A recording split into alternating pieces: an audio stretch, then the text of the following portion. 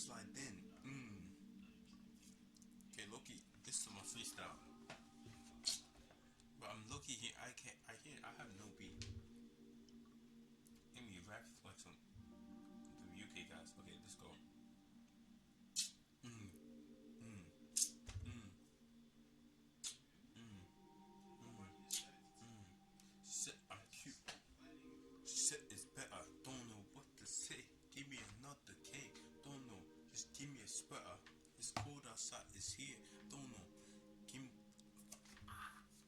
I need. I need that weather. I went up in the sumo swim. Don't know. Where the measure? I need the stretch out. Really, not for me. She called me Georgie. Yeah, you see this. Sub marathons are bad for streaming. Yeah, I love y'all so much, bro. I've been going through hell out here. Hell, and I've had to go through it and push, bro. Push all the time. I appreciate y'all. Like, y'all don't understand, bro. This was hard as fuck. Remember when doing something like a subathon was daunting? Like literally anybody saying I was gonna do something for 24 hours from a content perspective seemed like the biggest deal in the world. Now streamers are pushing things to different limits that we've never seen before. And honestly, I think that they're very harmful. Month-long streams are the new 24-hour and yearly streams are the new monthly streams. These things are becoming increasingly pressing on the health of the content creators, not necessarily just from a health of their community and their longevity on these platform status, but I literally mean their life. Subathons are special streaming events that people hold in order to generate more subs for the channel. But how do you do a subathon? Number one, make a plan. What is the plan to actually get people to get those subs in once they come into your stream? Number two, promote it to guarantee that people will be there. You don't know if they'll sub or not, but you at least want people there to witness what's going on so you have the chance to entice them.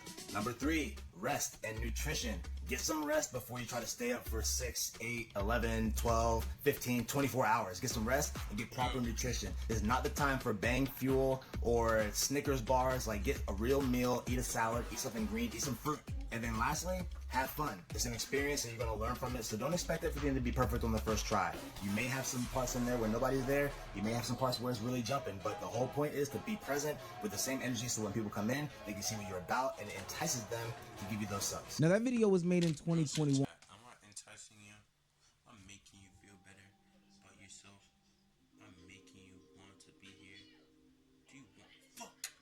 I just got packed. Okay. I will low-key violate these guys.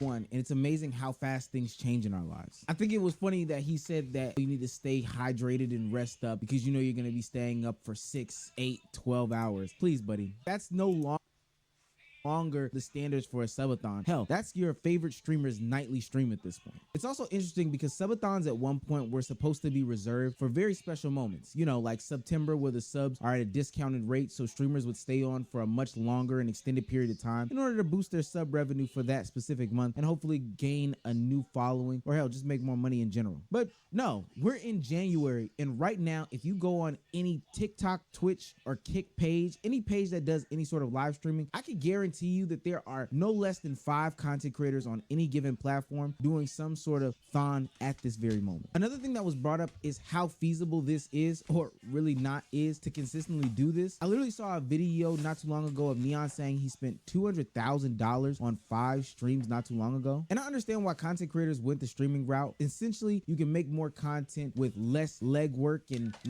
less time. Not really less time. Yeah, somewhat. You can just.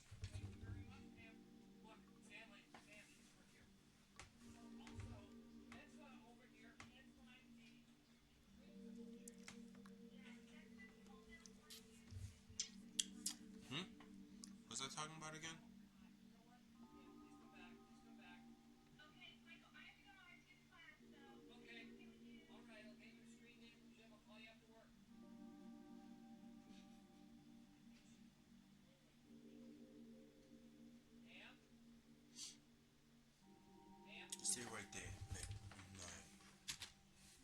less overhead. But at this point, if we're putting this much into this type of content and you're not getting the rewards out of it that you thought you would, what's the point of doing this? You could have made better content if you just sat down with a pen and a paper and made a video. But what's interesting to people is that they believe that this is the new meta for creating content. And I'm gonna be honest with you, every time there's a new meta, the people that ride that new meta that aren't at the top are always going to be the people that don't benefit from this. Newer streamers staying on these platforms from hours on end don't even realize that a lot of thons are filled with bad content. And when I say bad content, I literally mean people just sitting on couches, eating food, not really doing anything like that. And for you as a new streamer, putting out any sort of bad content is not gonna build. It's gonna keep you down. It honestly will keep you down. I'm not doing no marathon, bro. No, not marathon. A thon. Is it marathon? Yeah, it's a marathon. No, it's a no, never mind. It's subathon. Healthy habits for you, whether it be from how you perceive content creation or just what you put out to this new audience that you are getting when you're really only subathoning to like 2 people. And then there's even an argument in the streaming community that subathons can even appear as greedy to a lot of these content creators. I think that subathons are cool for celebrations and things like that. I think if you have a subathon every other month, it just comes off as you being greedy and wanting that money. Eventually, your community catch on to it and be like, Loki thought that was queso for a bit. all right, we're just not gonna do. I thought that nigga was queso. Why did it disconnect me? This game racist? I'm joking. Stop. Do that because that's dumb. That streamer. Yo, this queso's fucking. Hey, that's queso's dad. Queso's dad, bro. That's his brother. May be right, and there is a good argument for it. A literal element of subathons is begging your community to sub to you in order to keep you on and creating content. Almost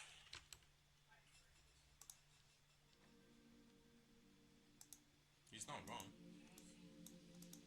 guilt tripping them Crying on stream, yeah. into believing that, hey, if you don't support me, you're a bad person because you want me to make content, right? And I don't know, something about millionaires begging the people just doesn't sit right with me. Blackboy Max late last year said that he was going to partake in a thon where he literally went live every single day. And that's a little bit different than your traditional subathon, but he's decided that he's going to fire up a stream every single day for 365 days. And some may be arguing that it's backfiring on him already. I'm saying stop smoking in my crib, please stop.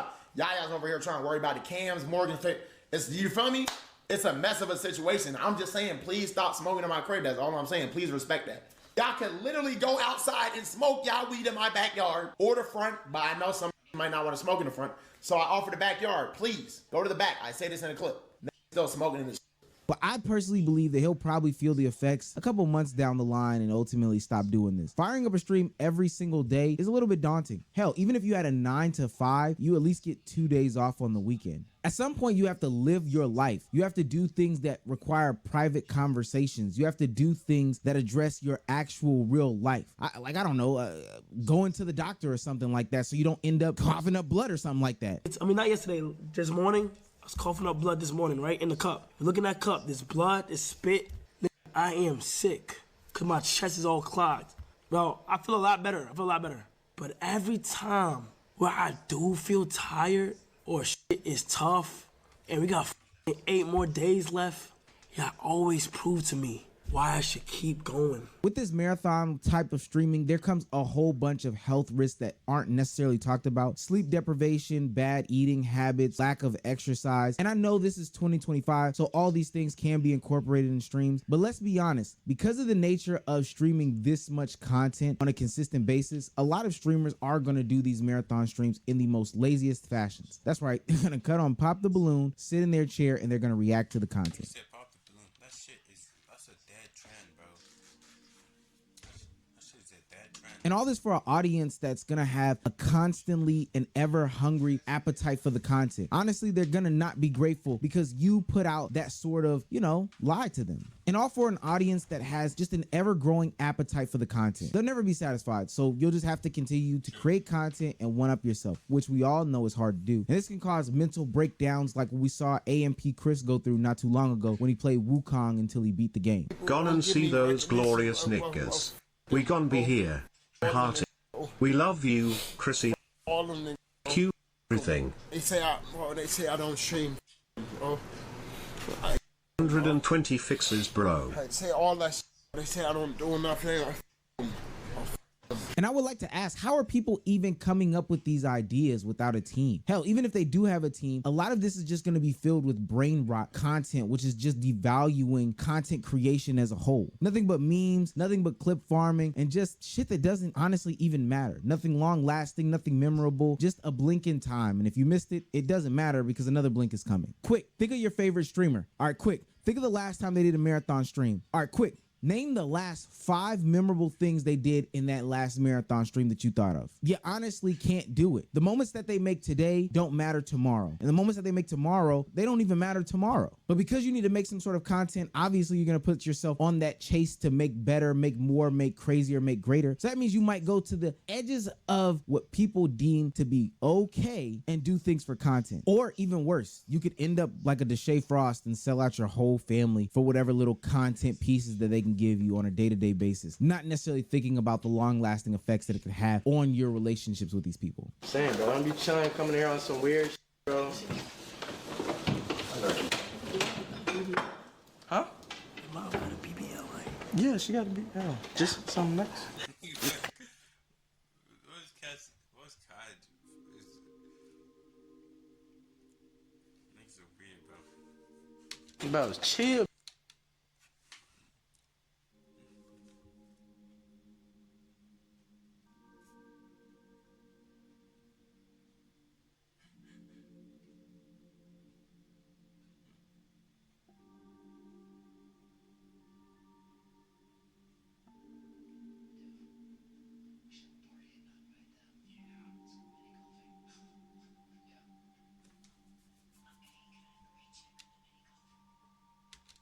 Bro, Mom, you over here talking about your ass, bro. I think one of the things that these content creators have to realize is that at some point, streaming like this, marathon-wise, isn't benefiting you. It's not benefiting you a health perspective. It's not helping you from a relationship perspective. It's not benefiting you from creating the best content that you can, which ultimately helps grow the biggest and most loyal audience that you can. It's not helping you create anything memorable, and it's damn sure not helping your pockets when you're spending $200,000 on a trip to not even produce anything that Niggas spent 200,000 just for what? What the hell?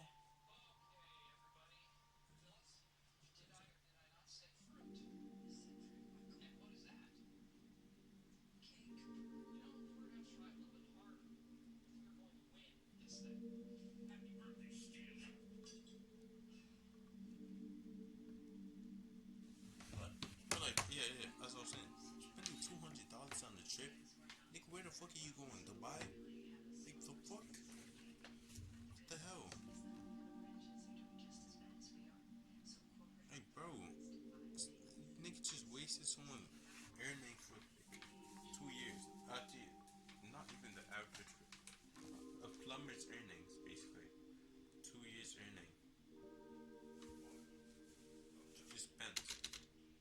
Coops that money. I'm seeing this new trend where a lot of these streamers think that they can offset this with some sort of brand and say, hey, if I can get so-and-so to sponsor my thon or whatever thing that I'm doing, then I can ultimately make my money back even if I don't make it off the VODs or the clips or whatever the case may be. But what they don't realize is, and hell, they might not even care, is that these brands are getting so much more bang for their buck. Think about it this way. At one point, they had to pay $10,000 for you to do one story post and it just existed in that vacuum. But now they'll have you consistently have it on their stream for just a little bit more money. It's okay if you get less viewers live, because ultimately there's going to be 10 clip pages that you run, 10 fan made clip pages, and 10 people reacting to those same streams when they do their marathon stream. So that's now being passed around 30 times over, and this brand or whatever is getting more bang for its buck. And I've been hearing more horror stories behind the scenes that I can't speak of, but trust me, financially speaking, a lot of this marathon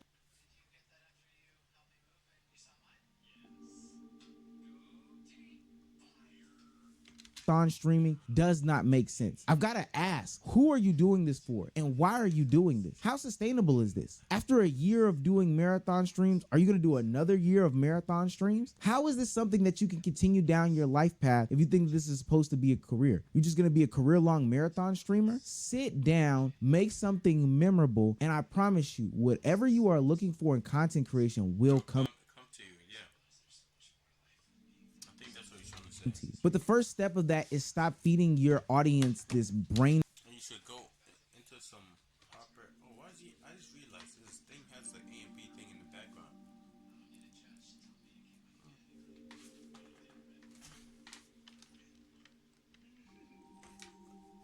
But he's low-key spitting some wisdom. People should actually listen to him. Erotic content because you've been on the computer for the last 6 hours and you've got 6 more hours to go and you're running out of ideas. So you got to